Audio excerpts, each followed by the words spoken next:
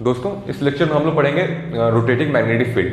Rotating magnetic field कैसे generate होती है सिंक्रोनस मशीन, क्योंकि रोटेटिंग मैग्नेटिक फील्ड हम देखते हैं कि सिंक्रोनस मशीन में भी होता है और इंडक्शन मशीन में भी होता है। ये कैसे जनरेट होती है यहां पे हम देखेंगे। ठीक, ये स्टेटर है। ठीक, चाहे इंडक्शन मशीन का हो चाहे सिंक्रोनस मशीन का हो, दोनों का स्टेटर सेम होता है। ठीक, इसमें मैंने क्या किया, ये स्लॉट्स हैं, इसमें हम 3 फेज वाइंडिंग डालेंगे, 3 फेज सप्लाई देंगे इन स्लॉट्स में। ओके, ये फेज ए का पॉजिटिव टर्मिनल है जिसको मैंने ए से डिनोट किया है, और उसका जो नेगेटिव टर्मिनल है ए डैश से डिनोट किया हुआ है। फेज बी का 120 डिग्री स्पेस में डिस्प्लेस्ड है जिसको मैंने पॉजिटिव टर्मिनल को बी से डिनोट किया है और उसका नेगेटिव को बी डैश से। सी का मैंने पॉजिटिव टर्मिनल को सी से डिनोट किया हुआ है और नेगेटिव टर्मिनल सी फेज का सी डैश से डिनोट किया हुआ है। ठीक, इसमें हम 3 फेज सप्लाई देंगे, जो कि मैंने फेज को डिनोट किया ए बी सी से। फेज ए का करंट जो है 120 डिग्री ए बी से लीड करेगा और करंट फेज सी का करंट से 240 डिग्री लीड करेगा। इन करंट से फ्लक्स जो प्रोड्यूस होगी मैंने उसको phi A, phi B, phi C से डिनोट किया हुआ है। फाई ए जो है phi M sine omega T है, फाई बी जो है phi M sine omega T minus 120 है, फाई सी जो है साइन ओमेगा टी माइनस 240 है। ठीक, जब मैं करंट दूंगा इन स्लॉट्स में, करंट जब पास करूंगा तो ये फ्लक्स प्रोड्यूस होंगी इन स्टेटर में। ठीक, अंदर तो इसका कोई रिजल्टेंट होगा। हम रिजल्टेंट का बिहेवियर देखेंगे, वो कैसे मूव कर रहा है, उसका मैग्नीट्यूड चेंज हो रहा है कि नहीं हो रहा है टाइम के साथ, और उसका डायरेक्शन कैसे चेंज हो रहा है, ये चीज का हम देखेंगे अरेंजमेंट। तो सबसे पहले देखते हैं, पहले हम देखेंगे कोई एक पर्टिकुलर इंस्टेंट पे देखते हैं, एक omega T is equal to 60 degree पे देखेंगे। ठीक, omega T is equal to 60 degree पे देखते हैं। इसमें क्या है, 60 डिग्री पे देखिए पॉजिटिव करंट क्या है, 60 डिग्री पे फेज ए का करंट पॉजिटिव है। तो मैं कन्वेंशन ले रहा हूं कि पॉजिटिव करंट को मैं डिनोट करूंगा अंदर जाते हुए पॉजिटिव टर्मिनल में। ठीक, अंदर जाते हुए मतलब क्रॉस से डिनोट करूंगा मैं, और निगेटिव करंट को मैं बाहर आते हुए मैं डिनोट करूंगा, मींस डॉट से मैं डिनोट करूंगा पॉजिटिव टर्मिनल में। ठीक, डॉट से मतलब बाहर आ रहा है निगेटिव करंट, ऐसे डिनोट करूंगा। तो अब 60 डिग्री पे देखिए करंट क्या है, आई है, पॉजिटिव है, इसका मतलब अंदर जा रहा है, और यहां से तो बाहर आ रहा होगा डेफिनेटली। ठीक, फेज बी देखिए, फेज बी क्या है, निगेटिव है 60 पे, है कि नहीं, देखिए निगेटिव आ रहा है, तो मतलब करंट बाहर आ रहा है, तो यहां से पक्का अंदर जा रहा होगा। ठीक, फेज सी 60 डिग्री पे, फेज सी ये है, फेज सी 0 है, तो ना कोई अंदर आ रहा है ना बाहर जा रहा है, 0 है। ठीक, अब omega T is equal to 60 पे इन करंट से जो फ्लक्स प्रोड्यूस हुई उसको देखते हैं कितनी प्रोड्यूस हो रही है। ओमेगा टी 60 पुट करिए, ये कितना आ गया, √3/2 फाई एम। ये आई ए करंट से प्रोड्यूस हुई at omega T is equal to 60 पे। अब फेज बी का फ्लक्स कितना होगा इस समय, 60 पुट करिए minus phi M sine omega minus 60, तो कितना आ गया, माइनस √3/2 फाई एम।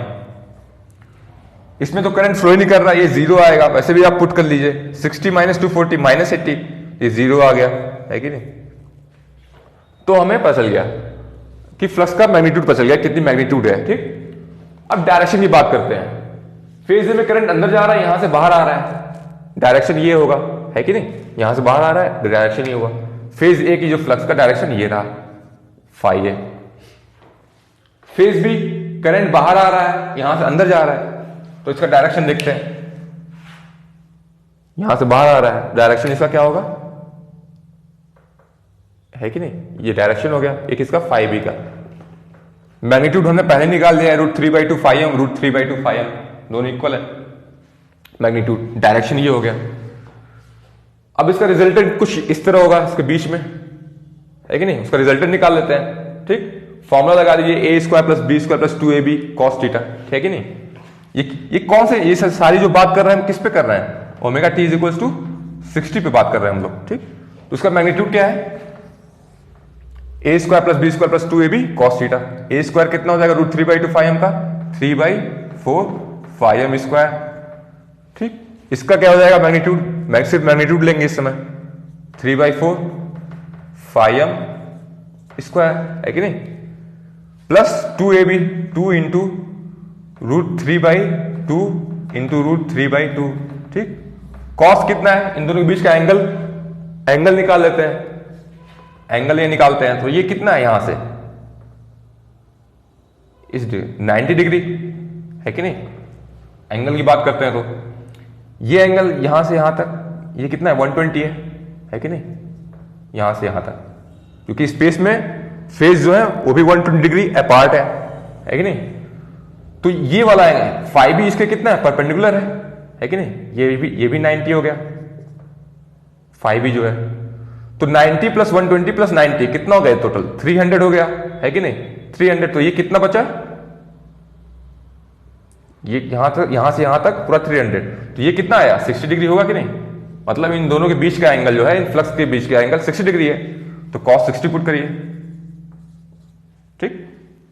अब निकाल लीजिए कितना वैल्यू आ रहा है, 3/4 3/4, ये कितना cos 60 1/2 होता है, 2 2 कैंसिल, ठीक। 3/4 तो कितना होगा 9/4 9/4 φm स्क्वायर, ये कितना आ गया 3/2 φm, मतलब 1.5 φm, ठीक। तो इसका मैग्नीट्यूड क्या है 1.5m और इसका डायरेक्शन क्या है, ये डायरेक्शन है, ठीक। At particular instant omega T equal to 60, मतलब एट इसका मान लीजिए ओमेगा T1 इक्वल टू 60, तो T1 क्या है वह 60/ओमेगा। इस टाइम पे इसकी फ्लक्स का डायरेक्शन ये है और मैग्नीट्यूड ये है, ठीक। अब बात करते हैं दूसरे इंस्टेंट में, बात करते हैं ओमेगा टी इक्वल टू 120 बात करते हैं, ठीक।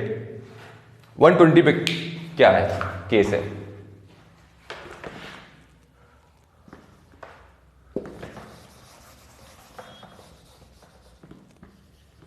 ठीक। अब omega T is equals to 120, 120 पे देखिए करंट क्या है, फेज ए का करंट पॉजिटिव है अभी भी, तो अभी भी यही डायरेक्शन होगा, अंदर जा रहा होगा, यहां से बाहर आ रहा होगा। फेज बी 120 पे फेज बी 0 है, मतलब ना बाहर आ रहा है ना अंदर आ रहा है, फेज करंट 0 है, ठीक। सी ये है 120 पे, ये निगेटिव है, मतलब पॉजिटिव टर्मिनल से बाहर आ रहा है, निगेटिव है तो यहां से बाहर आ रहा है, यहां से अंदर जा रहा है, ठीक। अब मैग्नीट्यूड की बात करते हैं, ठीक। मैग्नीट्यूड क्या है, जब ये करंट जा रहा होगा फ्लक्स प्रोड्यूस होगी, उसकी वजह से उसकी मैग्नीट्यूड क्या होगी, पुट करिए साइन ओमेगा टी 120 पॉजिटिव, तो साइन ओमेगा टी 120 क्या होता है, वो भी √3/2 होता है कि नहीं। साइन ओमेगा 120 √3/2 होता है पॉजिटिव, वही मैग्नीट्यूड सेम रहा। ये क्या हो गया, बी फेज का 120 माइनस 120 0 हो गया, तो यहां पे 0 लिख देंगे, ठीक। ये 0 आ गया फेज बी का। फेज सी का क्या होगा 120 माइनस 240 माइनस 120, तो ये कितना आ जाएगा -√3/2 -√3/2 φm, ओके, ये आ गया। तो अब देखिए अभी भी मैग्नीट्यूड, अब डायरेक्शन की बात करते हैं। डायरेक्शन क्या होगा, करंट अब क्या है अंदर जा रहा है बाहर आ रहा है, डायरेक्शन अभी भी वही है फेज ए का, ठीक, फाई ए। फेज सी का, फेज बी में 0 है ना, बाहर आ रहा है, इससे कोई फ्लक्स प्रोड्यूस नहीं होगी। फेज बी में, फेज सी में क्या है, यहां से बाहर गया यहां से अंदर गया, ठीक। तो ये डायरेक्शन ये होगा, ठीक। तो इसका डायरेक्शन कुछ ऐसा होगा, ठीक, ये फाई सी का। तो इसका रिजल्टेंट कुछ ऐसा इसके बीच में आएगा, ठीक, फाई रिजल्टेंट। अभी भी मैग्नीट्यूड क्या है √3/2 और √3/2 दो मैग्नीट्यूड है, एंगल अभी भी 60 आएगा इनके बीच का, आप देख लीजिए ये कितना है यहां से यहां तक का, ये जो पूरा टोटल 90 है, ठीक, पूरा 90 है,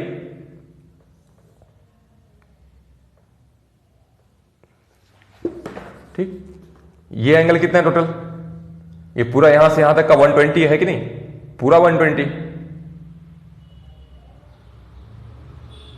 ये पूरा 120 हो गया, ठीक। तो 120 में से, ठीक, तो 120 में से ये टोटल 120 में से आप ये 90 निकाल दीजिए, तो ये कितना एंगल आ रहा है 30 एंगल आ रहा है, तो ये भी 30 आ रहा है कि नहीं, है कि नहीं। फिर 90 माइनस 30 करेंगे कितना आ गया, ये 60 है कि नहीं। तो देखिए अभी भी एंगल 60 है, तो इसका मतलब ये हुआ मैग्नीट्यूड जो है अभी भी क्या आएगा 1.5 φm, मैग्नीट्यूड अभी भी 1.5 φm आ रहा है। तो इससे ये पता चला जब हम टाइम के साथ आगे बढ़े तो फ्लक्स जो है स्पेस में भी आगे बढ़ी कुछ पर्टिकुलर डायरेक्शन में, डायरेक्शन क्या है, ए से बी की तरफ जा रहा है, या ए से सी की तरफ जा रहा है, मतलब लीडिंग टू लैगिंग फेज जा रहा है, ठीक, डायरेक्शन। और मैग्नीट्यूड कांस्टेंट है, तो हम ये बोल सकते हैं कि अंदर में एक कांस्टेंट मैग्नीट्यूड का मैग्नेट, जिसका मान लीजिए नॉर्थ ये है, साउथ ये है, ये रोटेट कर रहा है, एक कांस्टेंट मैग्नीट्यूड का है, और एक पर्टिकुलर स्पीड पे, कांस्टेंट स्पीड पे रोटेट कर रहा है ये, ठीक। ये हम कंक्लूजन निकाल सकते हैं। इसका डायरेक्शन जो है लीडिंग टू लैगिंग फेज है कि नहीं।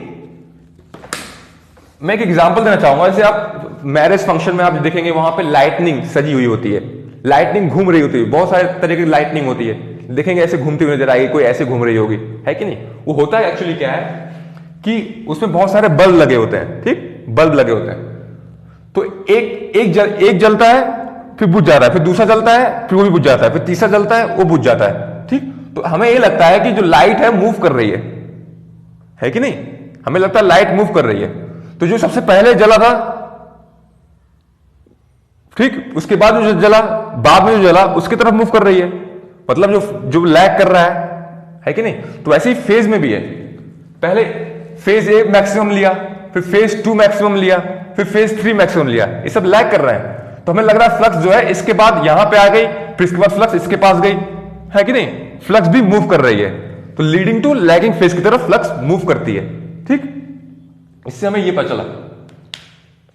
तो ये तो दोस्तों पता चल गया हमें कि अगर 3 फेज हम वाइंडिंग देते हैं जो कि स्पेस में भी 120 डिग्री डिस्प्लेस्ड है, तो हमें एक रोटेटिंग मैग्नेटिक फील्ड मिलती है, ठीक।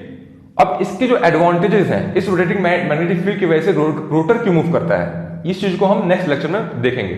Okay, thank you.